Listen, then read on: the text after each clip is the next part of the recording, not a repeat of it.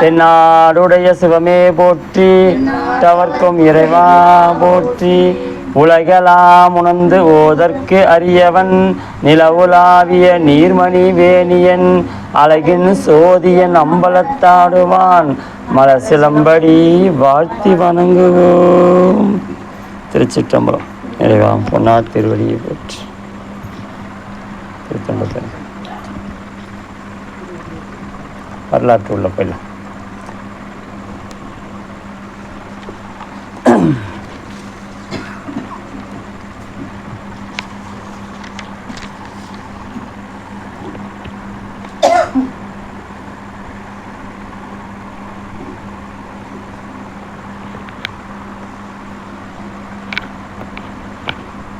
நம்ம நாயன்மாரில் முதல் தில்லைவாழ், ரெண்டாவது திருநீலகண்டர், மூணாவது வந்து இயற்பகை நாயனார். முதல் நாயன்மாரே யாருன்னா நம்ம சாமி தான். தில்லைவாழ் அந்தனர்னா அது அந்தனரில் ஒருத்தர் அவர் இருப்பார். அதனால் அவர் நாயன்மார் வசூலேயே அவர் இருப்பார், அவர் சாமி. அதே மாதிரி பதிக பாட்டிலே அவர் ஒரு பாட்டு இருக்கும். 11ஆம் திருமுறையில் ஒரு பாட்டு, முதல் பாட்டு இருக்கும் அவர் சாமியோடது. அந்த சாமி என்னையும் விட்டுறாதீங்கப்பா, நானும் அடியார் லிஸ்ட்டில் வந்துடுறேன் அப்படின்ட்டு என் சேர்த்துக்கின்றார். அதான் அடியாருக்கும் அடியேன்னு அடி எடுத்து கொடுத்தாரு பெருமான். நம்ம இன்றைக்கி பார்க்க போகிற நாயன்மார் வந்து இயற்பகை நாயனார். இயற்கைக்கு பகையாக என்னங்க அவர் இயற்கைக்கு பகையாக செஞ்சார்? வேறு எதனா தப்பு செஞ்சாரா? தர்மம் செய்யறதில் இயற்கைக்கு பகையாக செஞ்சார். எப்படி செஞ்சார்னா, தர்மம்னா ஒரு வரைமுறை இருக்கும். ஆனால் இவர் அந்த வரைமுறையை தாண்டி கொடுத்தாரு தர்மம். அதனால் இவருக்கு பேர் இயற்பகை நாயனார் பேர். இந்த வரலாறு நம்ம பார்க்கும்போது எப்படி பார்க்கணுன்னா, சாதாரணமாக நம்ம சிந்தியை வச்சு இப்போ கேட்டாவோ இல்லை படித்தாவோ ஒன்றுமே நமக்கு வந்து ஒரு நோக்கு வந்து எப்படின்னா, என்ன இப்படி ஒரு வரலாறு இருக்குமா, இப்படி ஒருத்தர் செய்வாரா அப்படின்ட்டு ஒரு இதுவாக இருக்கும். இது எப்படி பார்க்கணும், அருள்நிலைன்னு பார்க்கணும். பெருமான அடியாரை பற்றி சொல்கிறாருன்னா அப்போ அருள்நிலையில் அவங்க எப்படி இருப்பாங்க, அதை செஞ்சாங்கன்னா அவங்க எவ்வளோ அருள்நிலையில் நிற்பாங்க அப்படின்ட்டு நம்ம அந்த அருள் நிலையில் நின்று நம்ம பார்க்கணும் இந்த வரலாறு. ஏன்னா பெருமானுக்கு அடியார்கள் எப்படின்னா, திருநீரு ருத்ராட்சம் இதை பார்த்த உடனே அவங்களுக்கு எப்படி இருக்குன்னா தன்னை மறந்து போய் நிற்பாங்க. இவர் எப்படி இருக்காருன்னா, அடியாரோட திருநீர் ருத்ராட்சம் பார்த்தோன்னா அவங்க மறந்து போய் நிற்பாங்க. அவங்க என்ன கேட்பாங்களோ அதை நம்ம கொடுக்கணும்னு தான் நினைப்பார். எதனா கேட்டுருவாங்களோ அப்படின்னு நினைக்க மாட்டார் இயற்பகை நாயனார். எல்லா அடியாரும் அப்படி தான், அதில் கொஞ்சம் அதிகமாக இவர் நினைக்காமல் இருப்பார். அதனால் இவருக்கு எப்படின்னா, எதை கேட்டாலும் அடியார் கேட்டாலும் இல்லைன்னு சொல்கிறது கிடையாது, கொடுத்துக்கிட்டே இருந்தார் சாமி. சரி எல்லாம் கொடுத்திய, கேட்க முடியாத ஒன்று கேட்கலாம் அப்படின்ட்டு சாமி வந்து கேட்டார். அப்படி கேட்டதை அவர் கொடுத்தாரா கொடுக்கலையான்றது தான் நம்ம வரலாறு பார்க்க. ஆனால் ஐயா இந்த நம்ம 63 நாயன்மாரில் பெரிய விஷயம் என்னென்னா, ஒரு கதாநாயகர் இருக்கார், இப்போ சாமி தான் ஹீரோவாக இருக்காருன்னு வச்சுங்க. இப்போ ஹீரோவை பற்றி தானே நம்ம பெருமையாக ஒரு சின்ன ஒரு படம் எடுத்தால் கூட ஹீரோவோட பெருமையாக தான் பேசுவாங்க. அவர் வந்து வானத்தை வில்லா வளைப்பார், கடலை ஒரு கையில் மொண்டு பிடிச்சிடுவார், காற்றை அப்படியே சுற்றி நழுவி, இதெல்லாம் செய்யாத ஆள். ஆனால் அவரை பற்றி அவ்வளோ பெருமையாக பேசுவாங்க ஹீரோவை சினிமாவில். ஆனால் இதெல்லாம் செய்கிறாரு நம்ம ஹீரோ சிவபெருமான் செய்கிறாரு. ஆனால் அடியாருக்காக எப்படி வருவார்னா வில்ல மாதிரி வருவார்.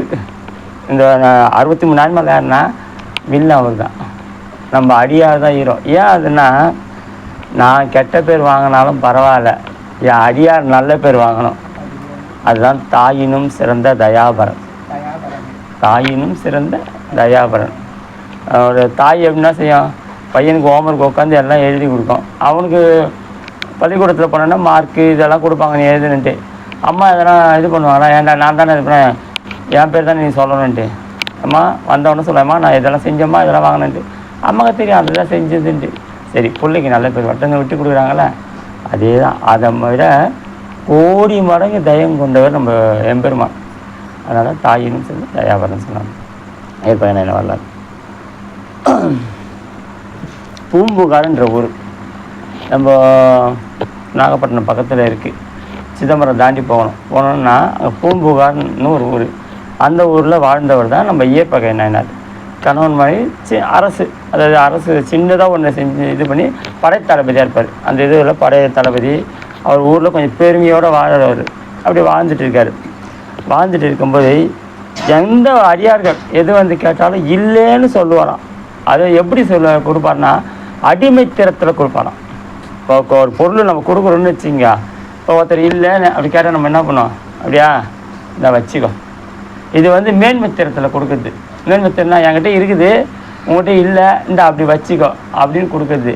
இவர் அடிமைத்திறத்தில் கொடுப்பாருன்னா எப்படி கொடுப்பாருன்னா, ஐயா இல்லைங்க ஐயா, அவங்க பணிய வேணாம், இவர் பணிஞ்சு கொடுப்பாராம், இந்த அதை வச்சுங்க அப்படின்ட்டு பணிஞ்சு அப்படி கொடுப்பாராம் சாமி.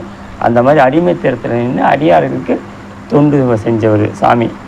அக்குலப்பதி குடிமுதல் வணிகர் அளவில் செல்வத்து வளமையில் அமைத்தார் சக்கர் வெண்பிறை சடையார் அடிமைத்திறத்தின் மிக்கார். அடிமைத்திறத்தின் மிக்கார் மறை சிலம்படியார் மிக்க சீரடியார்கள் யார் எனினும் வேண்டும் யாவையும் இல்லை எனாதே இக்கடல் படி நிகர முன் கொடுக்கும் இயல்பில் நின்றார் உலகு ஏற்பகையானார். அடியார்கள் திருநூறு ருத்ராட்சம் வந்து சிதம்பரம் போனாங்க, பெருமானை தரிசனம் பண்ண சொன்ன உடனே அப்படியே இருந்தாங்க, கேட்டதை என்னென்ன கொடுப்பாராம். அந்த குணத்தில் சாமி மேலே நின்னாராம். அதனால் இயற்கைக்கு பகையான எல்லாம் செய்வாராம். எந்த நேரம் வந்தாலும், வெள்ளிக்கிழமைனா கொடுக்க மாட்டேன், செவ்வாய்க்கிழமைனா கொடுக்க மாட்டேன் அப்படிலாம் கிடையாது.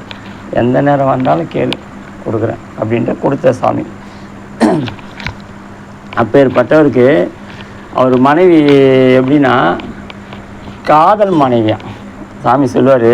மனைவி அவரா காதல் மனைவி, அதாவது அன்பில் சிறந்து நின்றாங்க. இல்லறத்தில் சிறந்து நிற்கிற கணவன் மனைவி, ஒருத்தருக்கு ஒருத்தர் விட்டு கொடுத்து வாழ நம்ம சொல்லுவோம். வாழ்க்கையில் துணை நலம், இப்போ வாழ்க்கை துணை நலம்னு சொன்னால் யாரை சொல்லுவோம்?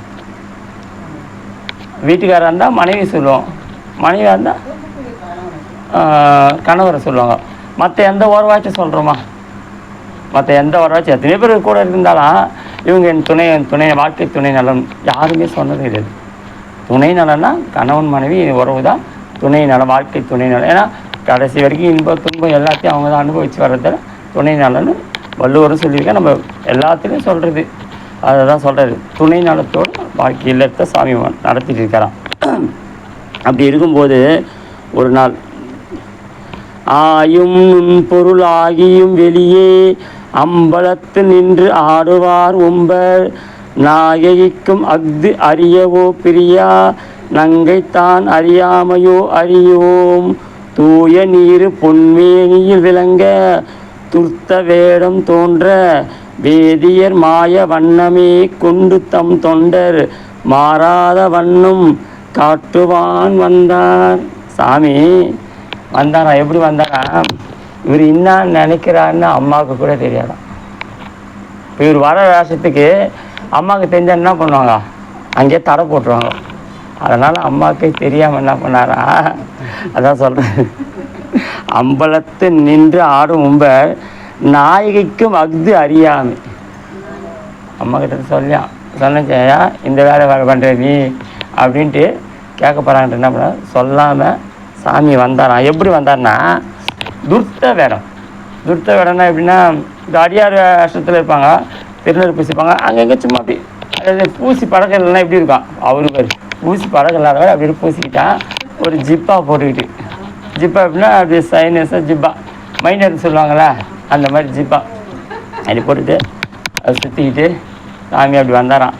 திருநீர் இருக்குல்ல, ருத்ராட்சம். இப்போ அவருக்கு என்ன வேணும் இதெல்லாம் பார்க்க மாட்டார், திருநீர் ருத்ராட்சம் பார்த்தா கொடுத்துருவார். அதனால் அவர் வந்தார். வந்து எங்கே நிற்கிறாரா, மாறாத வண்ணம் காட்டுவான் வந்தார். நம்ம அடியார் ஒருத்தருக்கான், எதை கேட்டாலும் செய்கிறாள், அவன் திறத்தை வெளியே காட்டணும். அதுக்காக சாமி என்ன பண்ணாலும் வந்து நின்றாராம். அவருக்கு என்ன வேணும், அடியாரோட பெருமையை வெளியே காட்டணும். அதுக்காக சாமி வந்தார். வந்து எவ்வளோ பாடுபட போகிறாருன்னு பாருங்கள். வந்த உடனே என்ன பண்ணார் இவர், சாமியை அப்படியே பாதம் வச்சு காலெல்லாம் அழும்பி, சாமி நீங்கள் வந்தது பெரிய பாக்கியம், நான் உங்களை பார்த்தது பெரிய புண்ணியம், சிவபெருமானே வந்தா மாதிரி அப்படின்ட்டு தொட்டு கும்பிட்டு வணங்கினார். இங்கே நம்ம எப்பவுமே யோசனை பண்ணோம், சாமி அடியாரை பார்த்தா சிவபெருமான்னு சொல்லுவோம். எப்பவுமே நம்ம அன்பின் தரத்தில் எப்படின்னா, அடியாரையும் குருநாதனை பார்த்தா சிவபெருமானை பார்த்தா மாதிரி நமக்கு தோணும். சரி, கோயிலில் போய் சிவபெருமானை பார்த்தா எப்படி சொன்னால் அடியார் மாதிரி தோணும் வரோம். இப்போ நமச்சிவாய குகை நமச்சிவாய் அப்படி தான் இதுக்கு போனார் சிதம்பரம். போன உடனே குருநாதா உங்களை எப்படி நான் தரிசனம் பண்ணுறதுன்னு கேட்டார். கேட்டோடனே சொன்னார், சிதம்பரம் போ, நான் காட்சி கொடுப்பேன்னாரு. குருநாதர் சொன்னார். இவர் என்ன பண்ணார், சிதம்பரம் போனார்.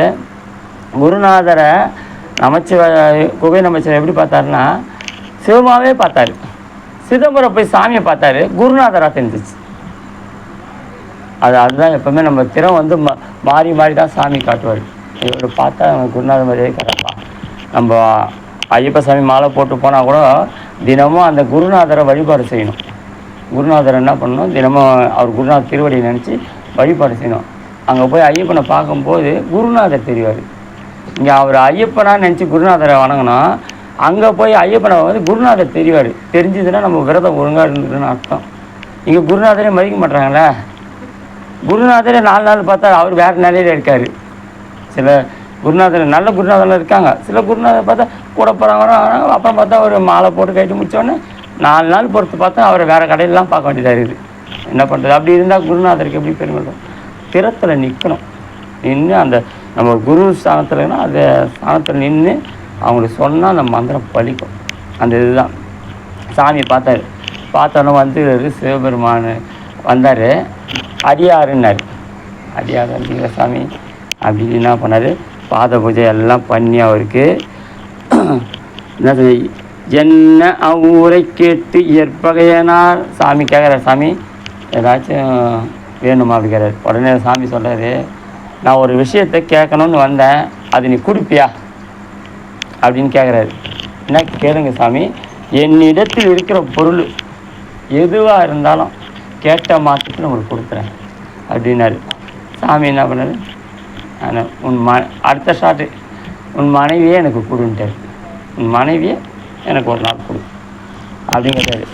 இப்போது வேறு ஒரு ஆளாக இருந்தால் என்ன பண்ணுவாங்க, ஏயா கூப்பிட்டு பாத பூஜைலாம் பண்ணி முடித்த உடனே இதை கேளு அதை கேளு கேட்கலாம். மனைவியை கேட்குறியே, நீ எல்லாம் ஒரு மனுஷனா? எடுத்து போயிடு, அந்த கொம்பை கட்டி கழுத்தை போட்டு சொந்தக்காரெலாம் கூப்பிட்டு வந்து நான் சாத்துறோம் இப்படி தான் சொல்லுவாங்க. அவர் வந்து திரு ருத்ராட்சம் பார்த்து அடியார் வேஷத்தை பார்த்தோன்னே எல்லாம் மறந்து நிற்கிறாரு. மனைவி, மக்கள், வீடு, வாசல் எதுவுமே தெரியல. எப்படிங்க அது மாதிரி மறக்க முடியுமா? நம்ம கேட்போம், மறக்கலாம். நம்மள தான் மறந்து நிற்கிறோம். எங்கே தெரியுங்களா? சீரியல் பார்க்கும்போது மறந்து நிற்கிறோம். சீரியல் போட்டால் பாருங்கள், அப்படியே மறந்து பார்த்து நிற்போம். பசங்க வயசு பசங்களை நீங்கள் பாருங்கள், வெளியே போக சொல்ல போஸ்டர் பார்ப்பானுங்க. அந்த போஸ்டரை பார்த்தா அப்படியே நிற்பானுங்க. அப்படியே பஸ்ஸு போதா வருதா இல்லையா எதுவும் தெரியாது. அந்த வண்டிக்காரன் தண்ணி அடிச்சுட்டு போனாலும் அப்படி நிற்பான். பார்த்து அந்த போஸ்டர் ஆனும் வாய்ப்பு வந்து பார்த்து நிற்பான். ஏன்? அவன் தீரம் அந்த நினப்பில் இருக்கிறதால அதை கண்டவொன்னே மறந்து போய் நிற்குது. இவர் தேர எதில் இருக்குது? சிவத்து மேலே இருக்குது. ஏன்னா உயர்வான விஷயத்தை சாதாரண விஷயத்தை ஒப்பிட்டு சொன்னாதான் நமக்கு கேட்க புரிய முடியுது. அதனால தான் அது சொன்னேன். இவர் வந்து சிவத்தை அருளே பார்த்து நிற்கிறதால அது கேட்டவொடனே எல்லாம் மறந்து போய் அப்படியே நிற்கிறாரு. நின்னவொடனே சந்தோஷப்பட்டார். சாமி எனக்கு பெரிய வரத்தை கொடுத்தீங்க சாமி. என்ன வரம்? என்கிட்ட இருக்கிற பொருளையே கேட்டிங்களே, இல்லாத கேட்டாச்சும் துன்பமாக இருக்கும். என்கிட்ட இருக்கிற பொருளையே கேட்டிங்களே, அதனால் ரொம்ப சந்தோஷப்படுறேன் சாமின்னு அதுக்கே சொல்கிறாரு. அதுக்கு கேட்குறாரு சாமி, என்று கூறிய ஏற்பகையார் முன் எய்தி நின்ற அக்கைத்தவ மறையோர் கொன்றைவார் சடையான் அடியார்கள் குறித்து வேண்டின குணமென கொண்டே ஒன்று நீர் எதிர் மாறாது உவந்து அளிக்கும் உண்மை கேட்டு நும்பாலோண்டு வேண்டி இன்று நான் இங்கு வந்தேன். எல்லாருக்கும் நீ எல்லாம் கொடுக்குறேன்னு கேட்டேன், அதனால நான் இங்கே வந்தேன்பா அப்படின்னாரு.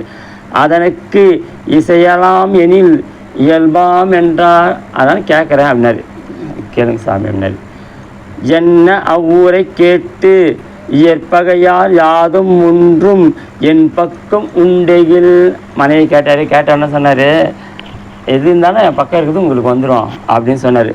அன்னது எம்பிரான் அடியவர் உடைமை ஐயும் இல்லை நீர் அருள் செய்யும் என்ன. இந்த வார்த்தை ரொம்ப முக்கியமானது. இப்போது சாமி நீங்கள் வந்து கேட்குறீங்க, கேட்டு எனக்கு அருள் செய். அதாவது அடியாருன்னு கேட்டு ஒன்று நம்ம கொடுத்தா அது நமக்கு அருளாக போயிடும். நம்ம ஒரு பொருள் அடியார் கேட்டவொடனே நம்ம கொடுத்துட்டோன்னு வச்சுங்க, என்ன வச்சு கொடுத்துட்டா அது 100 மடங்கு அவனுக்கு செஞ்ச புண்ணியம் நமக்கு வந்துடும். நமக்கு கைலாயத்தில் ஒரு டோக்கன் விழுந்துருச்சுன்னு அர்த்தம். கேட்டு அடியார் கேட்டு கொடுத்துட்டா, அதான் சொல்கிறது, நீங்கள் கூட கேட்டு என்கிட்ட இதை பொருள் கேட்ட உடனே உங்களுக்கு வந்துடும், அப்படி கேட்டு எனக்கு அருள் செய் சாமின்றார். இப்போ நம்ம கோயிலுக்கு போகிறோம், பிச்சைக்காரங்கெல்லாம் இருப்பாங்க, அப்படி வச்சுக்கிட்டு நம்ம இப்படி இருப்போம். இருந்த உடனே அவங்க வருவாங்க, இப்போ எதனா லட்டு பூந்தி எதனா கொண்டு இப்படி விற்போம், அவங்க எடுத்துப்பாங்க. ஆனால் பிச்சை போட சொல்ல எப்படி போடுவோம்? அவங்க இப்படி வச்சுருப்பாங்க, அதாவது வாங்குகிற கை கீழே இருக்கும், கொடுக்குற கை மேலே இருக்கும். இது எடுத்து இப்படி போடும். போட்ட உடனே சரி இது கொடுக்குறோமே, அப்போ நம்மளோட செல்வம் போயிடுச்சா? இல்லை, நம்ம கொடுக்கும்போது என்னென்னா, நீ காசை கொடுக்குற, அவங்க கையில் அருள் நமக்கு வந்துடும். அதுதான் நம்ம நினைப்போம், நம்ம தான் அவங்க கொடுக்குறோன்னு நினைக்கிறோம். தவறான கருத்து. நம்ம கொடுக்கல, அவங்க நமக்கு கொடுக்குறாங்க. நம்ம கொடுக்கறது எதுக்கும் உதவாத ஒரு காயின், ஆனால் அவங்க நம்மளுக்கு கொடுக்குறது எத்தும் போகிற அருளை கொடுக்குறாங்க. அதனால தான் நம்ம கோயிலுக்கு போனால் தானம் பண்ணுறது, அன்னதானம் பண்ணுறது, பூ கொடுக்குறது, இதெல்லாம் செய்யணும்னா அருள் நமக்கு கிடைக்கிது. அப்படியே அவன் கொடுக்குறது தான் அதை சொன்ன. அதை கேட்டு அருள் செய்யும் அப்படின்னு சாமி கேட்டார்.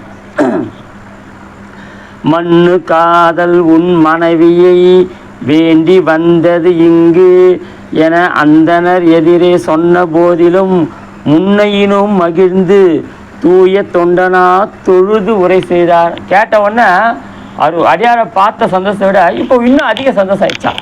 ஏன்னா நம்ம இருக்குது கேட்டார சாமி அப்படின்ட்டு வணங்கி நிற்கிறாராம். அடுத்தது சொல்கிறார் சாமிகிட்ட, இது எனக்கு முன்பு உள்ளதே வேண்டி எம்பிரான் செய்த பேரு எனக்கு என்ன? சாமி எவ்வளோ பேரை கருணை செஞ்ச சாமி, என்கிட்ட இருக்கிற பொருளே கேட்டிய, எதனா புதுசாக எதனா கேட்டிருந்தா, இப்போ ஜப்பானில் இருக்குது, நான் லண்டனில் இருக்குது, என்ன கேட்டிருந்தேன்னா எங்கே போவேன்? ஓடி ஓடி தேடணும். இப்போ சிறு தொண்டனாருக்கு வந்து கேட்டார், என்ன கேட்டார்? வீட்டுக்கு ஒரு பிள்ளை வேணும், தலை பிள்ளையாக இருக்கணும், அம்மா கால் பிடிக்க, அப்பா அறியணும், குழந்தை சிரிச்சுக்கிட்டு இருக்கணும், இப்படியெல்லாம் கேட்டார் சாமி. இப்போ இதெல்லாம் வெளியே கிடைக்குமா? அடியார்கிட்ட இருக்கிறது தான் கேட்டார் சாமி. ஏன்னா அடியார்கள் வந்து அங்கங்கே போய் அலையக்கூடாதுன்னு இருக்கிறதே கேட்டுறாரு சாமி. புதுசாக எதை கேட்டால் அங்கங்கே ஓடணுமே, அதனால் இருக்கிறதே கேட்டு அடியாருக்கு அருள் செய்கிறார் சாமி. அதனால் இதுவும் அருளாக செய்கிறாரா சாமி. இது எனக்கு முன்பு உள்ளதே வேண்டி எம்பிரான் செய்த பேர் எனக்கு என்ன? கதுமென சென்று தம்மனை வாழ்க்கை கற்பின் மேம்படு காதலியாரை விதி மனக்குல மடந்தை இன்றுனை மெய்த்தவத்தற்கு நான் கொடுத்தன என்ன? மதுமலர் குடலால் மனைவியார் கலங்கி மனம் தெளிந்த பின் மற்ற இது மொழிந்தாள். போய் மனைவிகிட்ட சொன்னார், அம்மா வந்துக்கிற அடியாருக்கு நான் உன்னை கொடுத்துட்டேன் அப்படின்னு சொன்னாங்க. கேட்ட உடனே அந்த அம்மா அப்படியே கலங்கி போயிட்டாங்க. அப்படியே எப்படி இருக்கும்? அப்படியே இப்போ வீட்டில் இருக்கிற ஒரு பொருளை கொடுத்தேன்னு சொன்னாலும் வீட்டில் பல சண்டை வந்துடும். யாரை கேட்டு கொடுத்தா என்ன சொல்லு, உன்னையே கொடுத்தேன்னு சொல்லும்போது எப்படி இருக்கும்? சொன்னோன்னா அந்த அம்மா அப்படியே கலங்கி போய் அப்படி கண்ணீர் விட்டாங்களாம். கண்ணீர் விட்டுட்டு அப்புறம் மனம் தெளிந்து பின் மற்ற இது மொழிந்தாள். மனசு தேத்திட்டாங்க. நம்ம வீட்டுக்காரு எது செஞ்சாலும் சரியானதான் செய்வார், அவர் தவறு செய்ய மாட்டார். இப்போ நம்ம ஒரு தெய்வத்தை நம்புகிறோம் அப்படின்னா அந்த தெய்வம் வந்து நமக்கு எது இருந்தாலும் கரெக்டாக தான் செய்யும். நம்ம முழுசாக நம்பினா தான் அது பதியோட இது. அதே மாதிரி இந்த மாதிரி பதினா கணவரில், அதனால் வீட்டுக்காரர் செய்யுது எதுவாக இருந்தாலும் சரியாக இருக்கும் அப்படின்னு நம்பி அடுத்து ஒரு வார்த்தை சொல்கிறாங்க. இன்று நீர் எனக்கு அருள் செய்ததே இதுவேல் என் உயிர்க்கு ஒரு நாதா நீர் உரைத்தது. இன்றைக்கி நீங்கள் எனக்கு பெரிய அருள் செஞ்சுருக்கீங்க, அது இதுதானா? திட்டல, அருள் செஞ்சுருக்கீங்க, அது இதுதானா? ஏன்னா நீங்கள் வந்து என் உயிருக்கு நாதன், என் உயிருக்கு ஒரு நாதன் நீர். நீ உரைச்சதை ஒன்றை நான் செய்யும் அத்தனை அல்லால் உரிமை வேறு உள்ளதோ எனக்கு என்று. நான் இங்கே இருக்கிறது சாப்பிட்றது எல்லாம் உங்களுக்காக தான் நான் வாழறேன், நீங்கள் இல்லைன்னா நான் கிடையாது. அப்படி வாழ்ந்துட்டு எனக்கு நீங்கள் எனக்கு கேட்கக்கூட வேண்டாம். அந்த எவ்வளோ பாருங்கள், அடிமைத்தரத்தில் நிற்கிறாங்க. அவர் அடியார் மேலே இந்த அம்மா அதுக்கு மேலே போகிறாங்க அன்பில், கேட்கக்கூட வேணாம். ஏன்னா காரைக்கால் அம்மையார் வரலாறுலையும் அதுதான் நடக்கும். வீட்டுக்காரர் வேணான்னு சொல்லிவிடுவார், வேறு பெண்ணை கல்யாணம் பண்ணிப்பார். பண்ண உடனே இந்த அம்மா என்ன பண்ணாங்க, அதுக்கப்புறம் எப்படி இருந்தாங்க, போனாங்க, பெருமானே வீட்டுக்காரருக்காக தான் சேதை உடம்புலாம் தேவை, இனிமேல் எனக்கு எதுக்கு, என்னை பேய் உருவம் கொண்டுடு அப்படி வேணாங்க. பொலன்னு எல்லா சதையும் உடம்புல போய் எலும்பு பேய் உருவம் அம்மா கொண்டாங்க. ஏன்னா வீட்டுக்காரருக்காக அந்த இதுன்னு தன்னை இது பண்ணாங்க. இது ஏன் அந்த வார்த்தை எங்கே வச்சேன்னா, பெண்கள் என்னாலுமே அவங்களுக்கு வந்து அழகை மேம்படுத்தணுன்னு தான் ஆசை வரும், அழகை விடணும்னு தோணாது. ஆனால் காரைக்கால் அழகை விடணும்னு தோணுச்சு அவங்களுக்கு. பெருமான் மேலே இந்த ஆசை அழகை விடணும்னு தோணுதால அந்த அம்மா அந்த மேன்மேன் நின்னாங்க.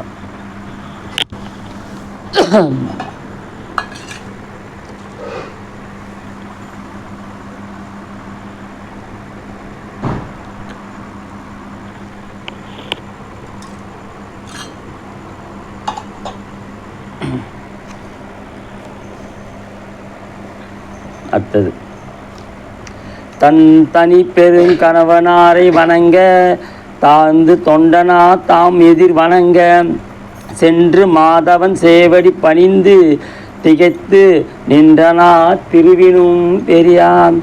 சொன்ன உடனே என்ன பண்ண, வீட்டுக்காரர் காலில் விழுந்தாங்க, வணங்கினாங்க. அவர் என்ன பண்ணார் அப்படின்னாரு, இப்படி தான் சொன்னான். அந்த மாதிரி அப்படியே போய் அந்த பெரியவர் நிற்கிறாரு, இப்படி நின்று பார்த்துட்டு இருக்காரான். வயசானவர் வந்த வேஷத்தை பார்த்தா துர்த வேஷம், அப்படி நின்று பார்த்துட்டு இருக்காரு. போய் அந்த அம்மா என்ன பண்ண அப்படி நின்னாங்களாம். நின்னோடனே திருவினும் பெரியாள், மகாலட்சுமியோட பெரியவங்க பாவங்க அப்படின்னு சொல்லிட்டார் சாமி. அடுத்தது, மாது தன்னை முன் கொடுத்த மா தவர்த்தாம் மனம் மகிழ்ந்து பேர் உலகில் மலர்ந்தே யாது நான் இனி செய் பணி என்றே இறைஞ்சி நின்றவர் தம் எதிரில் நோக்கி சாதி வேதியார் ஆகிய தலைவர் தையல் தன்னையால் தனி கொடு போக காதல் மேவி கற்றமும் பதியும் கடக்க நீ துணை போதுக என்றார். அடுத்த கல் நகர்த்துறார் சாமி. இப்போ நீ மனைவியை கொடுத்துட்ட, ஆனால் இப்படி கொடுத்தா மாதிரி கொடுத்துட்டு பின்னாடி ஆள் அனுப்பிச்சுன்னு என்ன பண்ணுறது, நீ இப்படி கொடுத்துட்டு அப்புறம் நான் அப்படி போகும்போது ஆளை 10 பேர் அனுப்பிச்சி இல்லை அதெல்லாம் பண்ண நம்மள. சரி நீ நல்லது தான் கொடுத்த, ஆனால் உன் மேலே விசுவாசிங்க இருப்பாங்கள்ல, அவங்க என்ன பண்ண, சொந்த பந்தெல்லாம் என்னை அடிக்க வந்தால் நான் என்ன பண்ணுறது, நானும் வயசானவன் பண்ணுற வேலை இதெல்லாம், நானும் வயசானவன், நான் என்ன பண்ண முடியும், அதனால் நீ என்ன பண்ணுற, எனக்கு துணையாக எல்லை வரைக்கும் வா அப்படின்னு. இது ஏன் சாமி கூப்பிட்றா தெரியுங்களா, கணவன் மனையை பிரிக்கக்கூடாதுன்னு. நம்ம அந்த நுட்பத்தை புரிஞ்சுக்கணும். பிரியா அன்பு கொண்டவங்க இவங்க 2 பேரையும் பிரிக்கக்கூடாது அப்படிக்காக இது பார்க்கறதுக்கு, அதாவது மேலோட்டமாக பார்த்தா என்னடா சாமி இப்படி பண்ணுறான்னு, ஆனால் அதில் வைக்கிற கருணையை பார்த்தா தான் தெரியும். சிறுதொண்டன் என்ன இருக்கு எல்லாம் போட்டு வச்சுட்டு சாமி சாப்பிடுங்கன்னா நான் பிள்ளை இல்லாத வீட்டில் சாப்பிட மாட்டேன்னு வருது. முதல்ல அதுக்கு முன்னாடி ஒரு டைலாக் சொல்லுவார் சாமி. என்ன சொல்லுவார்னா, 6 மாதம் சாப்பிடுவேன், நான் அடியார் இல்லாத வீட்டில் சாப்பிடுவேன், நானும் திருநெற் பூசலம் தான் சாமின்னுவார். சரி உட்காந்து என்னென்னா அது திருநெற் பூசத்துக்கு அப்புறம் உட்காந்தோடனே சரி நம்மளாம் சாமி சாப்பிட போகிறோம், டக்கு சாப்பாடு எடுத்து பிசைஞ்சிட்டு வாயில் வைக்க போவார். அவர் கொள்கை என்ன, அடியார் சாப்பிட்ட பிறகு சாப்பிடன்றது. அது மறந்துட்டாருன்னா அடியார் சாப்பிடாம போயிட போகிறான்ற எண்ணத்தில் டக்குன்னு எடுக்க போனால் கையை பிடிச்சிடுவார். ஏன் ஒரு நாளைக்கு 3 வேளை சாப்பிட்ற சாப்பாடு நான் 6 மாதம் வேறு சாப்பிட்றேன், அதுக்குள்ளே உனக்கு என்ன அவசரம். நம்ம நண்பன் சாமி பார் சாப்பாட்டை கூட பிடிச்சி துண்டு கெட்டு போய்டும்ல, அதுக்காக பிடிச்சார் சாமி. எந்த ஒரு செயலுமே சாமி. இப்போ திருநீலகண்ட நாயனார் வரும்போது எப்படி வந்தார், ஏன் கொம்பு கொடுத்தாரு, அந்த நேரம் போய் கொம்பு எங்கே தேட முடியும், யோசனை பண்ணுவோம். இப்போ ஒரு கவரே தேட முடியல கோயிலில் எதனா எடுத்துன்னு வரணுன்னா பாடுறோம், கொம்பு தேட முடியுமா, அதனால் கொம்பு ஊன்ற வயசு வரைக்கும் அவர் காத்திருந்து வந்தார். பெருமான் ஒரு சில செயல் செய்கிறான்னா அதில் நமக்கு 1000 கருணை வச்சு தான் செய்வார். கருணை இல்லாமல் ஒரு செயலும் நமக்கு அடியாருக்கு செய்ய மாட்டார். எல்லா உயிருக்கும் செய்வார். அடியார்கள் வந்து உணர்ந்துருவாங்க அதை. கடக்க நீ துணை போதுக என்றான் என்று அவன் அருளி செய்ய யானே முன் குற்றவேல் ஒன்றியது தன்னை என்னை உடையவர் அருளி செய்ய நின்றது பிழையாம் என்று நினைந்து வேறிடத்து புக்கு பொன்துகள் அறுவை சாத்தி பூக்கச்சி பொலிய வீசி. சாமி சொன்னார், எங்கே அறிவு பாரு சாமி, எவ்வளோ இதாக இருக்கு பாரு, இதை வந்து நானே சொல்லணும்னு நினச்சேன். ஏன்னா எங்கள் சொந்தக்காரங்களாம் இருக்காங்க, நானே சொல்லணும்னு நினச்சேன். நீங்கள் கேட்கும்படி நான் வச்சுட்டேனே சாமி, ஒரு வினாடி இங்கே இருங்க அப்படின்னு என்ன பண்ணார், உள்ளே போனார். போனால் அவர் போர் செய்கிறாருல்ல, போய்ட்டு கவசம் இது கடையும் எல்லாத்தையும் எடுத்துக்கிட்டு வெளியே அப்படி வராராம். அப்படி பாஞ்சின்னு வராராம். எப்படி வந்துருப்பார் பாருங்க, அப்படி பாஞ்சின்னு வராராம். வந்தவொடனே சாமியை பார்த்து நிற்கிறாரு. வந்தவொடனே சொன்னார், வாளோடு பலகை ஏந்தி வந்து எதிர் வணங்கி மிக்க ஆளறி ஏறு போல்வார் அவரை முன் நோக்கி பின்னே தோளினை துணையை ஆக போயினா துண்ணினாரே நீலிட படம் முன் கூடி நிலத்திலே வீழ்ந்த நேர்வார். சாமி என்ன பண்ணார், வந்தார். வந்தோடனே அவர் திருவடியில் விழுந்துட்டு சாமி போகலாம் அப்படின்னாரு. எப்படி போகலான்னா, அவர் முன்னே இவர் அம்மா பெண்ணை, இவர் பின்னாடி அப்படி வராரு. அப்புறம் டக்குன்னு ஒரு சாமி முன்னே வராரு. யாருன்னா வரப்போகிறாங்கன்ட்டு முன்னே பின்னே இப்படி பார்த்து சாமி என்ன பண்ணால் அவங்கள வளைச்சி கூட்டிகிட்டு வராரு. வெளியே வந்தால் இதுக்குள்ளே என்ன ஆச்சு, ஊருக்குள்ளே தெரிஞ்சு போச்சு. ஏற்பகையார் வந்து இந்த மாதிரி மனைவியை கொடுத்துட்டா, யாரோ ஒரு சன்னியாசம் வந்தானா, வந்தவொடனே மனைவியை கேட்ட உடனே மனைவியை கொடுத்துட்டான். இவன் தர்மத்துக்கு ஒரு அளவு இல்லை, இது தர்மமா, இது எங்கன்னா அடுக்குமா? மகாபாரத போய் எப்படி நடந்தது, மனைவியை இது பண்ணதால் தான் நடந்தாங்க. இவனா மனைவியை கொடுத்துட்டானே இப்படின்ட்டு ஊருக்குள்ளே பல பேர் பேச்சாயிடுச்சு. சொந்த பந்தம்லாம் தெரிஞ்சு போச்சு. இப்போ சொந்த பந்தம் தெரிஞ்சோன்னா அவங்க சும்மா இருப்பாங்களா, வர ஆரம்பிச்சிட்டாங்க. மனைவியா சுற்றத்தாரும் வள்ளலா சுற்றத்தாரும், மனைவியோட சுற்றத்தாரு, அவங்க சுற்றத்தாருக்கும் தெரிஞ்சிச்சு. வள்ளலா சுற்றத்தாரும், வள்ளலான யார் இப்போ ஏற்பகை. ஏன்னா வாங்க ஐயா, மனைவியை கொடுத்தார்ல, அதனால் வள்ளலா சுற்றத்தார் அப்படின்னு சொன்னார் சாமி. வள்ளலா சுற்றத்தாரும் இணையது ஒன்றி யாரே செய்தார் இயற்பகை பித்தனானால் புனையிரை தன்னை கொண்டு போவதாம் ஒருவன் என்று துணை பெறும் பழியை மீட்பேன் தொடர்வதற்கு எழுந்து சூழ்வார். சொந்தக்காரங்க என்ன, அந்த அம்மாவோட சொந்தக்காரங்களா இவரோட சொந்தக்காரங்க இது பண்ணாங்க. பொண்ணு கொடுத்தா பொண்ணு இந்த மாதிரி பண்ணிட்டாங்க. இவங்க என்ன சொன்னாங்க, ஒரு பொண்ணை கட்டிட்டு வந்து என்ன சொன்னாங்க, நாளைக்கு நம்ம வீட்டில் யாருன்னா பொண்ணு கொடுப்பாங்களா, கொடுக்க மாட்டாங்க. நம்ம போய் இதை ஒரு தீர்ப்பு இது பண்ணி அவங்கள வந்து பழியிலேருந்து நீக்கணும் நம்ம வம்சத்தை அப்படின்னு நம்ம முடிவு எடுத்துட்டாங்க. முடிவு எடுத்துட்டு வாங்க போகலாம் அப்படின்ட்டு தொடர்வதற்கு எழுந்து சொன்னாங்க. எல்லாம் போகலான்ட்டு ஜனங்கள்லாம் கூடி வர ஆரம்பிச்சிட்டாங்க. எப்படி வந்தாங்களாம், வேலும் வில்லும் வாளும் கரிகையும் எடுத்து மிக்க காலன விசையில் சென்று கடிநகர் புறத்து போகி பாலிரு மருகு ஈண்டி பரந்த ஆர்வம் பொங்க மால் கடல் கிளந்ததென்ன வந்து எதிர்வளைத்து கொண்டார். கடலில் கையில் வாழும் இதுவும் கடையும் எடுத்துக்கிட்டு வராங்களா, கடலில் அலை பொங்கலை அந்த மாதிரி பொங்கி நோக்கி வர ஆரம்பித்தாங்க. வந்த உடனே இப்போ இவங்க வராங்க, இவங்க எதிர்க்க வராங்க. வந்தவொடனே நிற்கிறாங்க, 2 பேரும் நிற்கிறாங்க. இவர் எப்படி நிற்கிறாராம் சாமி, அப்படியே கையெல்லாம் ஒதுருதான். அது அந்த படத்தை சொல்லுவார், அப்படியே நடுங்கிறாராம். நல்லா நடுங்குறாரு நம்ம சாமி. பார்த்து கை இப்படி ஒதுருதான். அந்த அம்மா பார்த்து நிற்கிறாங்களாம். கை ஒதுருது, கால் ஒதுருது, என்ன பண்ணுறது நம்ம தெரியாதனமாக வந்துட்டோமா அப்படின்னு நினச்சின்னு சாமி நிற்கிறாராம். வழிவிடும் துணையின் போதே வழித்துணையாகி உள்ளார் சுழிப்பெரும் காதல் காட்டி காரிகை உடன் போம்போதில் அழிதகன் போகல் கண் ஈண்டால் வரும் குல கொடியை விட்டு பழிவிட நீ போய் என்று பகிர்ந்து எதிர் நின்று வந்தார். அப்படியே வந்து நின்ட்டாங்க. சுற்றி நின்றவொடனே எப்படி நின்னாங்களா, ஏற்பக நீ ஏதோ கொடுத்துட்ட, அந்தாலும் வாங்கிட்டான் இப்படியே சொல்கிறாங்க. வாங்கிட்டான், ஆனால் நாங்கள் விட மாட்டோம், நாங்கள் எங்கள் பொண்ணை கூட்டிகிட்டு போவோம், நீ வழி விட்டு ஒதுங்கிடு, ஒன்றும் பண்ண மாட்டோம், நீ வழி விட்டு ஒதுங்கிடு. அந்த ஆள் நானாச்சு, பார்த்துக்குறோம், என் கையில் வேலு இதெல்லாம் இருக்குது, ஒரு வழி பண்ணிடுறோம், வரி வித்தியாசம் ஒரு வழி நாங்கள் பண்ணிடுறோம் அப்படின்ட்டு எல்லாம் வேலும் கும்பமும் தூக்கிட்டு எதிர்க்க நிற்கிறாங்க. அப்போது சாமி எப்படி நின்னாராம், மறைமுனி அஞ்சினார் போல் அப்படியே உடம்பு அப்படியே ஒதுதான் சாமிக்கு அதான் மறைமுனி, மறைய சொன்ன பெருமானு அஞ்சினார் போல் மாதினை பார்க்க பின்னாடி திரும்பி அந்த அம்மா பார்க்குறான். என்ன எப்படி இது பார்க்குறான். பார்த்தோன்னா அந்த அம்மா இவருக்கு தைரியம் சொன்னாங்க. அதாவது அந்த அம்மாவுக்கு உணர்ந்துட்டாங்க, வந்தது சாதாரண ஆள் இல்லை, பெரிய ஆள் வந்துக்கிறாருன்ட்டு அந்த அம்மா உணர்ந்துட்டாங்க. இன்னும் இவர் உணரல ஐயா. அது நடிங்கினே பார்த்தாரு. ஏன்னா பெண் புத்தி பின் புத்தின்னு சொல்லுவாங்கள்ல, அது சில பேர் தவறாக புரிஞ்சுப்பாங்க. பெண்களுக்கு எப்பவுமே ஒரு புத்தி என்னென்னா, முன்னே அதுக்கப்புறம் என்ன வருது வாழ்க்கையில் முன்னாடி சிந்திக்கிற புத்தி அவங்களுக்கு உண்டு. அது கூர்மையான புத்தி அவங்களுக்கு உண்டு. பெண் புத்தி பின்னாடி வர விஷயத்த முன்னாடியே செஞ்சு, அதனால் பெண் புத்தி பின் புத்தி. பின்னாடி இப்போ பின்னாடி என்ன வருதுன்னு எனக்கு தெரியாது, அவங்களுக்கு தெரியுமா அது பின்னாடி என்ன வரும். ஐயா 5000 சம்பாதிச்சுன்னு வந்தியே, மொத்தத்தையுமா செலவு பண்ணுவேன், இப்போ 2000 எடுத்து வை, அவங்க தான் சொல்லுவாங்க. இவர் என்ன பண்ணார், மொத்தத்தையும் போட்டு கூட ஒரு 5000 கடனை வாங்கி போட்டு தீபாவளி கொண்டாடலாம் அப்படின்னு போய்டும். அவங்க பெண் புத்தி பார்த்தீங்கன்னா பின்னாடி வர துன்பத்தை முன்னாடியே சிந்திச்சு யோசிப்பாங்க. அதனால தான் பெண்களுக்கு உணர்வுகள் அதிகம்.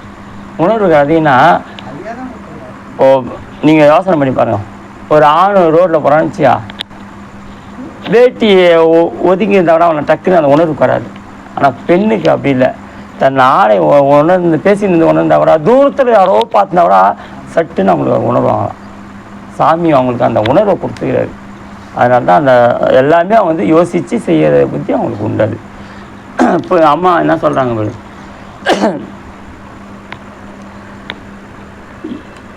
இறைவனே அஞ்ச வேண்டாம். இறைவன்ட்டாரு. அம்மா சொல்கிறாங்க, இறைவனே நீ அஞ்ச வேண்டாம். அப்போ உணர்வுக்கு வந்துட்டாங்கல்ல, வந்தது சாதாரண ஆள் இல்லை, அதனால் தைரியம் இருந்துச்சு. இறைவனே அஞ்ச வேண்டாம், இயற்பகை வெல்லும். நீ அஞ்சாத, இயற்பகை வெல்லும், அவர் ஜெயிப்பார், அவர் பற்றி எனக்கு தெரியும். இயற்பகை வெல்லும் என்ன அரைக்கடல் அண்ணலார் கேளா. இவர் சொன்ன உடனே சண்டை நின்றுந்தார் பாரு. இயற்பகை நேரம் டக்குன்னு திரும்பினார்.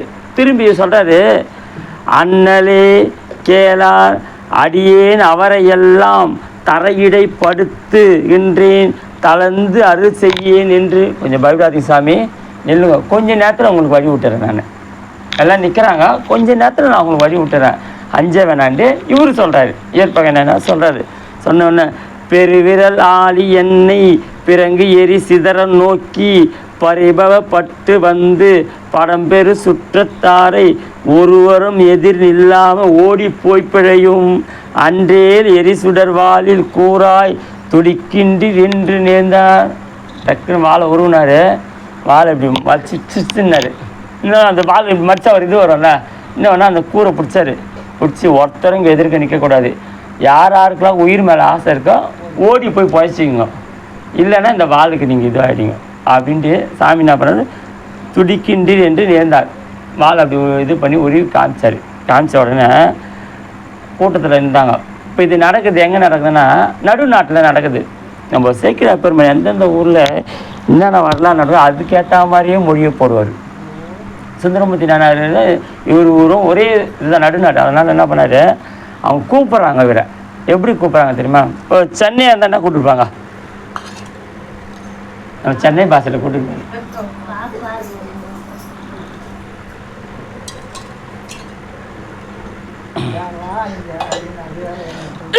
சென்னை பாஷை வேறு மாதிரி இருக்கும்.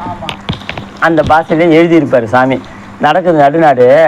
அவர் சொந்தக்கார கேட்குறாரு, ஏடா ஏடா அவங்க கேட்பாங்களா, ஏடா நீ என் செய்தாய், ஏடா நீ என் செய்தாய், இத்திரம் இயம்புகின்றாய், நாடொரு பழியும் ஒன்னார் நகையும் நானாய் இன்று பாடவும் உரைப்பது உற்றேன், மனைவியை பணவர்க்கு ஈந்தோ கூடவும் மடிவது அன்றி கொடுக்க யாம் ஒட்டோம் என்றார். ஏடா உனக்கு எங்கன்னா அறிவு இருக்கா கேட்குறாங்க, அறிவு இருக்கா, யாராச்சும் மனைவியை கொடுப்பாங்களா, நீ கொடுத்துட்டு எங்களை வேற எதிர்த்து நிற்கிற, ஒழுங்காக சொல்கிறேன் நீ ஒதுங்கி போயிடு, நாங்கள் பார்த்துக்குறோம் அப்படின்னு மறுபடியும் இது பண்ணுறாங்க, வார்ன் பண்ணுறாங்க அவருக்கு. அதாவது அவர் சொன்னார், இந்த கதைலாம் இங்கே வேணாப்பா, நீங்கள் கிளம்பு சொன்னார். மற்றவர் சொன்ன மாற்றம் கேட்டலும் மனத்தின் வந்த செற்ற முன் பொங்க உங்கள் உடல் துணி எங்கும் சிந்தி முற்று உயிரையெல்லாம் முதல் விசும்பி ஏற்றுக்கொண்டு நற்றவர் தம்மை போக விடுவேன் என்று எழுந்தார் நல்லோர். இனிமேட்டு உங்கள்கிட்ட பேச்செலாம் வேலைக்கு ஆகாது, நான் பார்க்குறேன்ட்டு என்ன பண்ணுறேன், பாலை எடுத்தார். உங்கள் ஒருத்தரையும் நான் விட மாட்டேன், உங்கள் தலை காலெல்லாம் எடுத்துட்டாச்சும் அவரை நான் அனுப்பிச்சி வைக்கிறேன், பார்க்கலாம் வாங்க அப்படின்ட்டார். பால் எடுத்தார். எடுத்த உடனே சொந்தக்காரங்களாம் அப்படி ஓடியாட ஆரம்பித்தாங்க. எப்படி ஓடியாந்தாங்கன்னா, அதாவது இவரையும் இது பண்ணிடணுன்ட்டு ஓடியாந்தாங்க. ஓடியாந்த உடனே சாமி அப்படியே சண்டை போடுறாரு. எப்படி சண்டை போட்டாருன்னா, சிங்கம் மாதிரி சண்டை போட்டாராம். முதல்ல சிங்கம்னு, அடுத்தது புலி மாதிரி சண்டை போட்டாருன்னாரு. சிங்கம் எப்படின்னா பசிச்சாதான் சாப்பிடும், வேட்டையாடும். முதல்ல சண்டை போடுறது சரி போட்டோன்னு அப்படி பார்த்தாரு. ரெண்டாவது புலி மாதிரி அடித்தாருன்னா, புலி என்ன பண்ண பார்க்கறத தான் அடிக்கும், அது சாப்பிட்றதோ இல்லையோ, ஒருத்தரை பார்த்தா டப்புன்னு அடிச்சிடுமா. அந்த மாதிரி புலி மாதிரி பாஞ்சானான் பெருமான். புலி மாதிரி பாஞ்சி எல்லாரையும் தும்சம் பண்ணுறது. அந்த இடமே எப்படி இருக்குன்னா, செறிந்தன குடல்கள் எங்கும், துணிந்தன உடல்கள் எங்கும், விரிந்தன தலைகள் எங்கும், மிடுந்தன கழுகும் எங்கும், எரிந்தன விழிகள் எங்கும், எதிர்ப்பவர் ஒருவரும் இன்றி திரிந்தனர் கடலில் எங்கும் சிவன் கடல் புனைந்த வீரர். சாமி பார்த்தாராம். எல்லாரும் அச்சு விட்டு பார்த்தா தலை ஒரு சைடு, கண்ணு பிதிங்க ஒரு சைடு, காலு கீழு எல்லாம் தனித்தனியாக கிடக்குதான். சொந்தக்காரன் இருந்துச்சுன்னா பார்த்து சார் நீங்கள் பயப்பட வேணாம், எல்லாம் முடிஞ்சிச்சுன்னா அதுக்குள்ளே கழுகுங்க வந்துடுச்சான்.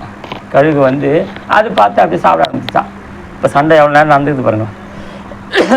சாப்பிட ஆரம்பித்தோடனே சரின்ட்டு கிளம்புறாரு. சாமி அப்படியே இட்டுக்கிட்டு அப்படியே போகிறாரு. இட்டுட்டு போனோன்னா ஒரு இடம் வந்துடுச்சு. வந்த உடனே சாமி சொன்னார், எந்த ஊருன்னு கேட்டார். கேட்ட உடனே இவர் சொன்னார், இப்போ வந்துக்கிட்டு சாயாவனம்.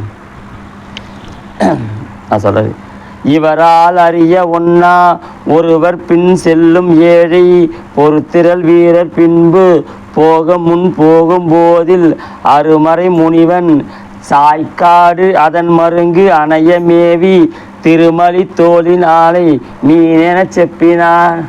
வந்துட்டாங்க, எல்லையெல்லாம் தாண்டி வந்துட்டாங்க. வந்த உடனே அப்பா எல்லாம் அவங்க சொந்தக்காரெலாம் போயிட்டாங்க, இனிமேட்டு எனக்கு பயம் இல்லை, என் ஊர் வந்துடுச்சு அப்படின்ட்டு கோயில் சைடு தான் இருக்கிற தெரு அந்த சைடு வந்துட்டார் சாமி. வந்த உடனே சொன்னார், நீ பாப்பா நான் பார்த்துக்கிறேன் அப்படின்னு சாமி சொல்லிட்டு எங்கள் திருச்சாய்க்கார். வந்த உடனே சொன்னார், அந்த கோயிலாண்ட வந்த உடனே சொன்னார். இவர் பார்த்தா பெருமான் சன்னிதானம். அங்கே ஒரு வணக்கம் போட்டு இவர் என்ன பண்ணார், இவர் காலில் விழுந்து வணங்கி மனைவியை நிமிர்ந்து கூட பார்க்கல அவர். இப்போ நம்ம ஒரு பொருளை எங்கன்னா கொடுத்துட்டேன்னு கோயிலுக்கு நினச்சி பாருங்க, கோயிலுக்கு போகும்போதெல்லாம் அந்த பொருளையே பார்ப்போம். நம்ம கொடுத்ததாச்சு நினைப்பு வருமா? வராதா? கண்டிப்பாக வரும், எல்லாருக்குமே வரும். ஒரு ஒன்று வேணா கோயிலுக்கு எதனா ஒன்று ஃப்ரிட்ஜு எதோ ஒன்று கொடுத்துட்டோன்னு வச்சுக்கிங்க, போகும்போதெல்லாம் தொட்டு பார்ப்போம், அப்படி உத்து பார்ப்போம். ஐயோ இது நல்லா பத்திரமா வச்சுங்க. இவா சொல்ல போல கோயிலில் ஒருத்தர் அப்படிதான் இது வெட்டாந்து கொடுத்துட்டு, ஐயா இது நல்லா இருக்குங்களா, தேன் நல்லா அபிஷேகம் 2-3 தடவை கேட்க பையன் கேட்டார், ஐயா இது நீங்கள் வாங்கி கொடுத்தீங்களா? ஆமாம் நாங்கள் வாங்கி கொடுத்தேன். அதனால தான் அவர் 10 தடவை கேட்டார், தேன் நல்லா அபிஷேகம் பண்ணுங்க, நல்லா பண்ணுங்க. மற்ற எதுவுமே கேட்கல அவர், அதை மட்டும் கேட்டார்னா அப்போ என்னாச்சு, அதில் அந்த விருப்பம் நம்ம வாங்கி கொடுத்துட்டு பதிவு இருக்குதானே அந்த மாதிரி விருப்பம் இருக்கும். இவர் என்ன பண்ணார், கொடுத்ததே மனைவி, ஆனால் எந்த விருப்பமும் இல்லை. அவர் அடியார் காலில் விழுந்தார், எழுந்தார், கிளம்ப ஆரம்பித்தார். எப்படின்னா, தவமுனி தன்னை மீள சொன்ன பின் தலையால் ஆற அவர் மலர்பாதம் சூட்டி அஞ்சலி கூப்பி நின்று புவனம் 3 உய்ய வந்த பூசுரன் தன்னை ஏத்தி இவன் அருள் பெற்றேன் என்று ஏற்பகையாரும் மீண்டா. சாமி உங்களுக்கு கொடுக்கறதுக்கு எனக்கு வாய்ப்பு எனக்கு கொடுத்தீங்களே அப்படின்னு எழுந்து என்ன பண்ணார், அப்படியே எடுத்துட்டு அப்படியே வணங்கிட்டு திரும்பி பார்க்காம கிளம்ப. இந்த இதுதான் ரொம்ப முக்கியமானது, திரும்பி பார்க்காம கிளம்புனாரு. இப்போ சாமியோட நிலைமை பாருங்க. செய்வதற்கரிய செய்கை செய்ததால் தொண்டர் போக மைத்திகர் கண்டனார் என் தோல் மறையவன் மகிழ்ந்து நோக்கி பொய்த்தரும் உள்ளம் இல்லான் பார்க்கிலான் போனான் என்று மெய்த்தரு சிந்தையாரை மீளவும் அரைக்கல் உற்றார் சொல்லிட்டு அவர் போனோடனே சாமி அப்படி பார்த்தாராம். என்ன தொண்டம்பா, ஒரு வார்த்தை கூட குத்த பொருளை எப்படி இருக்குன்னு கூட நிமிந்தம் பார்க்கல, அதை பத்திரமா பார்த்துக்கணும்னு சொல்லலை. சொல்லாமல் போகிறானே இவன் என் மெய் தொண்டன் அப்படின்ட்டு சாமி பார்த்துட்டு அப்படியே ஆனந்தப்பட்டாராம். இப்படி ஒரு தொண்டன் நம்ம எப்போ அடைஞ்சோன்ட்டு மறுபடியும் கூப்பிட்டாரு சாமி. இப்போ போன உடனே இப்போ அருள் செய்யணும்ல கூப்பிட்ற. இவர் என்ன பண்ணாரு, நீட்டாக போயிட்டார். போயிட்டு ஒரு லெவல் திரும்பிட்டார், ஒரு டேனிங்கில் திரும்பிட்டார். திரும்பின உடனே அவர் உருவம் மறந்துச்சு. சாமி இங்கேருந்து அவர் கூப்பிட்டாரு. எப்படி கூப்பிட்டாரு தெரியுமா? உலகமே, அதாவது திருவாசக மாணிக்கர் சொல்வார், வேதங்கள் ஐயா என ஓங்கி வேதம்லாம் கற்றுச்சான் பெருமானே அப்படின்ட்டு. அந்த வேதம் கத்துற பெருமான் இப்போ கத்துறாரு. என்ன சொல்லி கூப்பிட்டாரான்? ஏற்பகை முனிவா ஓலம் ஈண்டு நீ வருவாய் ஓலம் அலர்பிலாதானே ஓலம் அன்பனே ஓலம் ஓலம் கத்துறார் அவர். ஏற்பகை முனிவா, முனிவன்ட்டார். அதாவது இல்லறத்தில் இருக்காரு, முனிவன் பேர் வாங்கிட்டார் பாருங்க. நம்ம இல்லறத்து, அதாவது காட்டுக்கு போய் தலைக்கீழே நின்று முடி வத்து அதை வத்து இதை வத்து தவம் இருந்தால் தான் முனிவர் கிடையாது. எங்கே இருந்தாலும் நம்ம சிவநெறியில் நின்னால் முனிவர் தான். அது திருஞான சம்பந்தர் வரலாறுலேயே சொல்லுவார், தவ முதல்வர் அப்படின்னு சொல்லுவார். யாராவது திருஞான சம்பந்த பெருமான. அவர் எங்கே தவம் செஞ்சார்? எங்கேயும் செஞ்சல. ஆனால் சிவநெறியில் சிவத்தை பற்றி நின்னதாரா அவர் தவம் செய்கிறாருன்னு அர்த்தம். இப்போ நம்ம தினமும் கோயிலுக்கு போகிற வரோன்னா நம்ம கடமையில் தவம் செய்கிற வாழ்க்கையில் தினமும் நம்ம சாமியை நோக்கி தவம் செஞ்சுக்கிட்டு இருக்கோன்னு அர்த்தம். அதை நம்ம மனசில் பதிவு பண்ணிக்கணும். பூசை செய்கிறோம் இது பண்ணுறோன்னா அது வீண் அல்ல, நீங்கள் இந்த பிறவியில் தவம் இருக்கிறீங்கன்னு அர்த்தம். அததான் சாமியே சொல்கிறார், ஏற்பகை முனிவா ஓலம் ஈண்டு நீ வருவாய் ஓலம் அயற்பிலாதானே ஓலம் அன்பனே ஓலம் செயற்கரும் செய்கை செய்த தீரனே ஓலம் என்றான் மயக்கரு மறை ஒழிட்டு மாலையன் தேரா நின்றான். கூப்பிட்டார். எப்படி யார் தெரியுங்களா? மறையெல்லாம் அவரை ஐயா ஐயான்னு கூப்பிட்டுட்டு இருக்கு. திருமாலும் பிரம்மாவும் அவரை தேடி நிற்காங்க திருவடியை. அப்பேற்பட்டவர் நின்று கூப்பிட்றாருங்க அப்படின்னு சேர்க்கிறார். நமக்கு சொல்கிறாரு நின்று கூப்பிட்றாரு அவர் அப்படின்ட்டு. இப்போ சாமி அடுத்த இப்போ குரல் கேட்டுடுச்சு. கேட்ட உடனே இவர் வரணும்ல, அந்த வரி எவ்வளோ உரிமையாக போட்டார் பாருங்க. இப்போ ஒருத்தர் நம்ம உள்ளே கூப்பிட்றாங்க.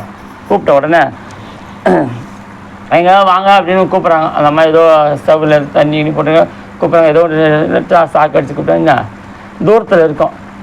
நம்ம என்ன பண்ணோம், குரல் கொடுக்க மாட்டோம். வரேன், வந்துட்டே இருக்கேன் 2 தடவை சொல்லுவோம். வரேன்னு சொல்லுவோம், வந்துட்டேன் அப்படின்னு சொல்லுவோம். ஏன்னா அவங்களுக்கு அப்போ தான் ஒரு ஆதரவு இருக்கும், ஐயோ வந்துட்டாரு அப்படின்ட்டு. இப்போ ஃபோன்லாம் பாருங்கள், நீ எங்கேப்பா இருக்க? அவன் திண்டி வந்துடுப்பா, தாம்பரம் வந்துட்டேன்னுவான்.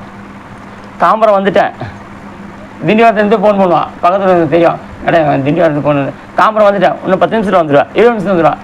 ஏன்னா அவங்களுக்கு ஒரு ஆதரவு இருக்கட்டும் அப்படின்ட்டு. இவர் சாமி கூப்பிட்ட உடனே இவருக்கு குரல் கொடுக்குறாரு சாமி. அடைத்த பேர் ஓசை கேளா அடியேன் வந்தேன் சாமி, நான் அதை வந்துட்டேன். ஏன் அந்த குரலை கொடுத்தாருன்னா, மறுபடியும் யாரோ ஓடியாண்டான் போல இருக்கு, யாரோ 2 பேர் மிச்சம் போல இருக்கு, ஓடியாந்து அவர் தொல்லை கொடுக்க போகிறாங்க, அதனால் சாமி குரல் கொடுக்குறாருன்ட்டு உடனே அடியேன் வந்தேன் பிழைத்தவார் உள்ளரோ இன்னும். யாராச்சும் ஒருத்தர் பேச்சு வந்துட்டாங்களா? பிழைத்தவார் உள்ளரோ இன்னும் பெருவதி தடக்கை வாளின். இதோ நான் பெரிய வாழை எடுத்துகிட்டு வரேன், கவலைப்படாத, யாரோ ஒருத்தர் வந்துட்டாங்கன்ட்டு சொல்லிட்டு இழைத்தவார் ஆகின்றார் என்று ஏற்பகையார் எய்த குழைப்பொலி காதி நானும் மறைத்தனும் கோலம் கொள்வான். சாமி ஓடியாந்து நிற்கிறாரு. நின்று பார்த்த உடனே சென்றவர் முனியை காணார். பார்த்தா மனைவி மட்டும் நிற்கிறாங்க. இவரை காணோம்.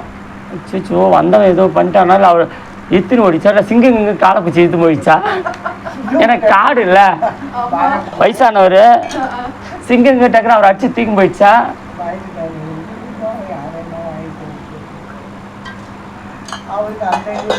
அவருக்கு அந்த சிந்தனை என்று பயந்து போய் நிற்கிறாதான். சென்றவர் முனியை காணா சேழினை தன்னை கண்டான்.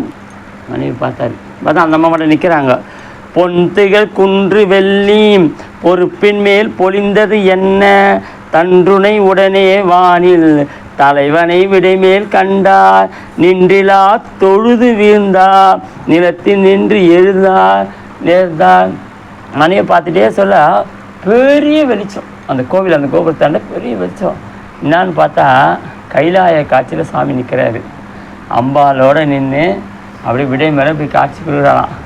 சாமி கும்பிட்டு பார்த்தார் பாரு, அப்படியே கண்ணில் ஆனந்த கண்ணீர் வெள்ளமாக பெருகுது. மனைவி அழுகுறாங்க, இவர் அழுகுறாங்க, அப்படியே விழுந்தாங்க அந்த நிலத்தில். அப்படியே 2 பேரும் அப்படியே சேர்ந்து விழுந்து எழுந்து கண்ணீர் சிந்த நிற்கிறாரு.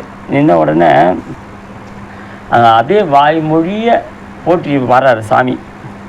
சொல்வது அறியேன் வாழி தோன்றிய தோற்றம் போற்றி, வல்லை வந்து அருளி என்னை வழித்துண்டு கொண்டாய் போற்றி, எல்லையின் இன்பம் வெல்லும் எனக்கு அருள் செய்தாய் போற்றி, தில்லை அம்பலத்தாடும் சேவடியே என்ன.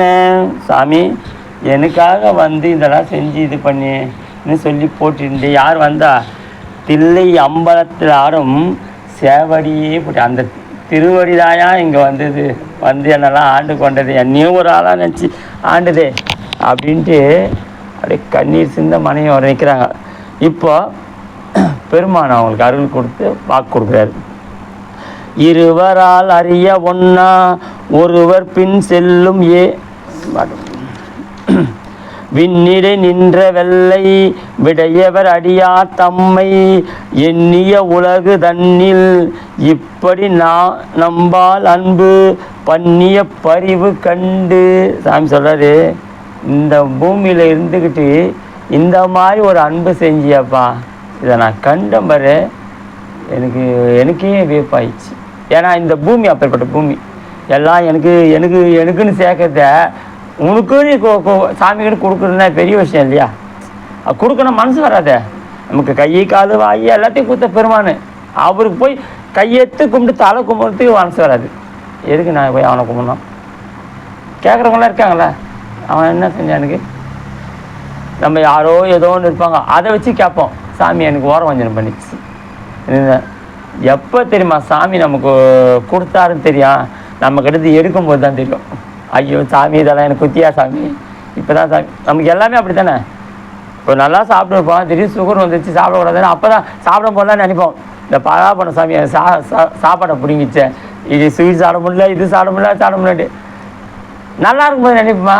ஒரு நாளும் நினச்சிருக்க மாட்டோம். அதை நினைக்கிறதுக்காக சாமி அதை செய்ய வேண்டியதாக இருக்குது. அதனால் என்ன பண்ணுறாரு, நம்முடன் போதுகின்றார் சாமி. நம்மளை மகிழ்ந்தாராம்.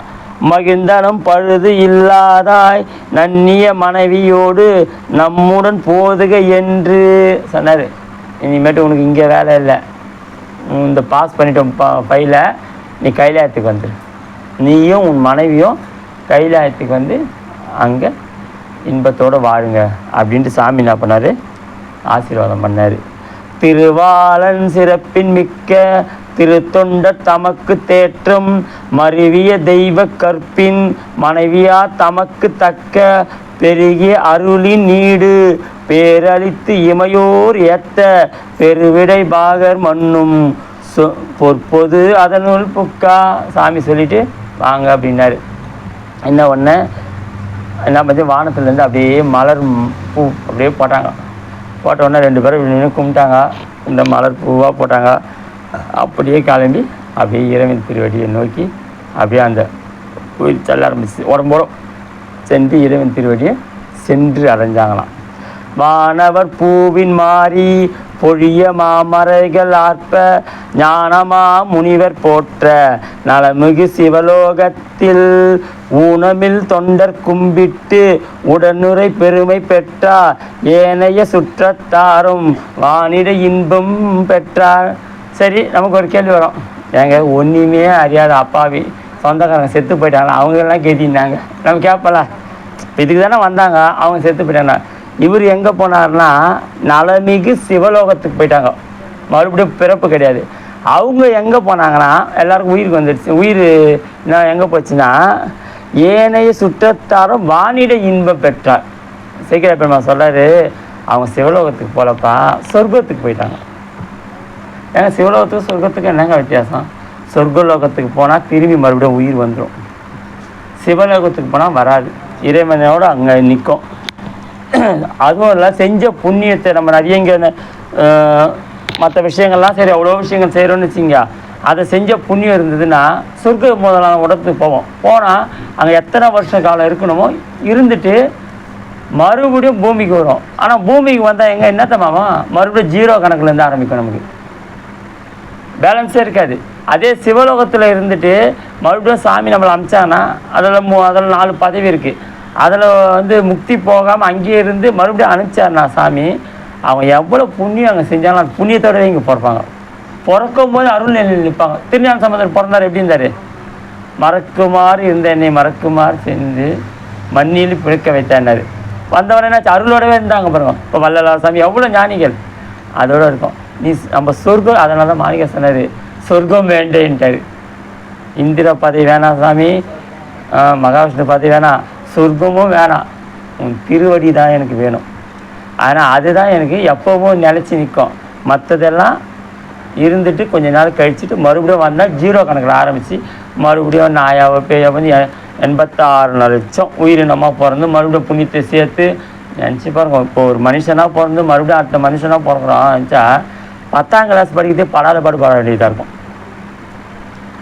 10ஆம் கிளாஸ் படிக்கிற பசங்களை போய் கேட்டு பாருங்க, 5 மணிக்கெல்லாம் எழுப்பி விட்டுறாங்க என்ன, உட்காந்து படி படி படி, எந்த நேரம் பார்த்தாலும் படி படின்றாங்க. மார்க்கு கம்மியாகவாங்கன்னா திட்டுறாங்க, இதை ஏன் வாங்கலாம் அதை வாங்கலான்ட்டு. அப்படின்னா 11ஆவது, அப்புறம் 12ஆவது, அப்புறம் காலேஜ், எவ்வளோ டென்ஷனு நினச்சி பாருங்க. மறுபடியும் பிறந்தா இதெல்லாம் வரணும் நமக்கு. அதுவும் மனுஷனாக பிறந்தா தான். வேறு எதனா உயிர் அப்படின்னா இன்னும் இதை விட துன்பம் அதிகமாக இருக்குது. புழுவாக பிறந்தா மீன் சாப்பிட்டு போயிடுது. சரி, மீனாக பிறந்தா அதை சாப்பிட்றோம், மீன் இன்னொரு மீன் சாப்பிட்றோம். சரி, அப்படியே இருந்து எனக்கு குளத்தில் வந்தோன்னா வலை வீசி பிடிச்சிட்றான். எது எவ்வளோ ஒரு துன்பம்லாம் பட்டுது. நம்ம தான் துன்பம் அனுபவிக்கணும்னு நினைக்கிறோம். உயிர்கள் அனைத்துமே பிறவின்னா துன்பம், அதில் ஏதோ துன்பத்தை தினமும் அனுபவிச்சுக்கிட்டு தான் இருக்குது. அதான் இது வேண்டாம் சாமி, எனக்கு உன் திருவடியை கொடு வந்து பெரியவங்களாம் கேட்டாங்கன்னா நம்ம நினைப்போம், என்னடா இது இவங்களாம் இதை போய் கேட்டாங்கன்னு நினைப்போம். அது இன்பன்றதால தான் கேட்டாங்க. நம்ம அந்த மாதிரி கேட்டால் தான் நம்ம தெளிவில் இருக்குன்னு அர்த்தம். இல்லைன்னா என்ன பண்ணுறது, தெளிவில்லாதவங்க நான் இருப்போம். அதை உணர்ந்தால் தான் நமக்கு இது. அதாவது பெருமாள் என்ன பண்ணார், நாயன்மாருக்கு முக்தி கொடுத்தார். முக்தி கொடுத்து திருவடி அடைஞ்சார். சேக்கிழார் பெருமான் அடுத்த நாயன்மார் தொடங்குறதுக்கு முன்னாடி இந்த நாயனை சொல்லிவிட்டு அவர் திருவடியை எடுத்து தலைமையில் வச்சுட்டு தான் தொடங்குவார். இன்புறும் தாரம் தன்னை ஈசனுக்கு அன்பர் என்றே துன்புறாது உதவும் தொண்டர் பெருமையை தொழுது வாழ்த்தி. அதாவது இன்பத்திலிருந்து தன் மனைவியை கொடுத்து இறைவன் அடியார் கொடுத்தாரு. அந்த திருவடியை தொழுது, அது கையால் தொழுது வாழ்த்தி சொல்ல, தொழுது வாழ்த்தி அடுத்த நாயன்மாரை சொல்ல போகிறேன். தொழுதாரு, தொழுதுட்டு வாழ்த்திட்டு, அன்புரு மனத்தால் நாதன் அடியவர்க்கு அன்பு நீடு மண்புகழ் இலசை மாறன் வளத்தினை வருத்தல் உற்றேன். திருவடி வச்சு அத்தனை நாயன்மார் சொல்கிறேங்க. யார் வந்த அடியாரான்னு இரவு பகல் பார்க்காம சோறு போட்டார், ஒருத்தர் இளையக்குடி மாறினார், அவர் வரலாறு சொல்கிறேங்க. அந்த தகுதி எனக்கு இருக்கா தெரியலன்ட்டு சீக்கிரம் அடுத்த நாயன்மார் போவார். இதுதான் இந்த வரலாறு நம்ம தெரிஞ்சுக்கிது. என்னென்னா அன்பு திறத்தில் நின்று நம்ம எப்போ இறைவனை வழிபாடு செஞ்சாலும் இறைவன் அருள் கொடுப்பார். நம்ம தகுதிக்கு ஏற்றாப்ப எப்படியும் கொடுப்பார். நம்ம நினைப்போம் சாமி நமக்குலாம் வரமாட்டார்ல, நமக்கும் வராரு, நமக்கும் செய்கிறாரு. ஆனால் நம்ம உணர்வில் நிற்கலை. ஒவ்வொரு வினாடியும் அவன் இல்லாமல் நம்மளால் ஒன்றுமே பண்ண முடியாது. ஈசன் எந்த இணையடி நிலையினர் அப்பர் சாமி. அம்மையே அப்பா ஒப்பிலா மணியே அன்பில் விளைந்த ஆரம்பரே பொய்மையே பேசி பொழுதினை சுருக்கும் புழுத்தலை புழையேன் நான் செம்மையே ஆன சிவபதம் அடைந்தேன்னார். சிவபாதம் அடைந்தேன்னு சொன்னார். அது எப்படி சொல்லலாம்? அப்போ தான் இருக்கார் சாமி. அது சொன்னார்னா அந்த திருவடி நிழல்லே இருக்கிறதால சாமி அந்த வார்த்தையை சொல்லி இது பண்ண. அது மாதிரி நம்மளும் எது செஞ்சாலும் இறைவன் திருவருளில் செய்கிறோன்னா நம்மளும் திருவடி நிழலில் நிற்கிறது உணர்ச்சி நிற்போம். அதனால தான் திருவடி நிழலில் இருக்கோம் நிற்கணும் நினச்சி செஞ்சால் எல்லாமே சிவப்புண்ணியம்தான், எல்லாமே தவம் தான். அதுதான் நம்ம நாயன்மார் உணர்த்துறது தான். நம்ம பார்வதி பதையே தென்னாடுடைய சிவமே போற்றி. திரு